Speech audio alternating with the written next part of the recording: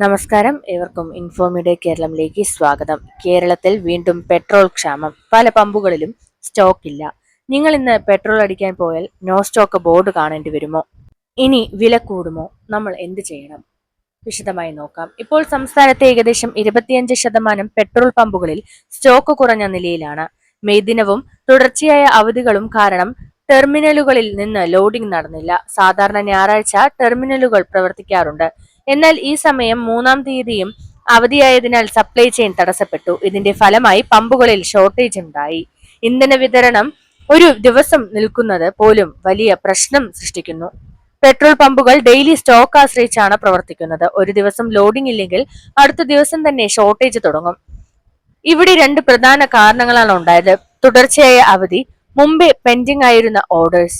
ഇപ്പോൾ ഡീലർമാരുടെ അവസ്ഥ, പല ഡീലർമാരും ടാങ്കറുകൾ അയച്ച് ലോഡിങ്ങിനായി കാത്തിരിക്കുകയാണ്. ഇന്ധനം ലഭിക്കാൻ വൈകുന്നത് കൊണ്ട് പല പമ്പുകളിലും ലിമിറ്റ് വെക്കേണ്ടി വരുന്നു. ഒരു തവണ 5000 രൂപയ്ക്ക് മുകളിൽ പെട്രോൾ നൽകുന്നതിൽ നിയന്ത്രണം വന്നിട്ടുണ്ട്. എന്തുകൊണ്ടാണ് ഈ നിയന്ത്രണം? ചിലർ വലിയ ജാറുകളിൽ ബൾക്കായി പെട്രോൾ വാങ്ങുന്നത് തടയാനാണ്.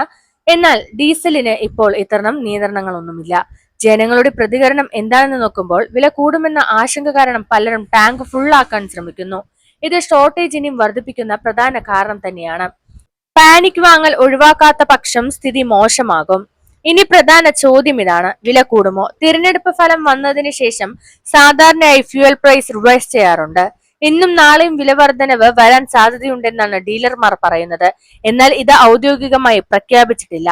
ഇത്തരമൊരു സാഹചര്യത്തിൽ നമ്മൾ ചെയ്യേണ്ടത് ആവശ്യമുള്ളത്ര മാത്രം ഇന്ധനം വാങ്ങുക, പാനിക്കായി ടാങ്ക് ഫുൾ ചെയ്യാതിരിക്കുക, അനാവശ്യ യാത്രകൾ കുറയ്ക്കുക. ഇത് സപ്ലൈ നോർമലാക്കാൻ സഹായിക്കും.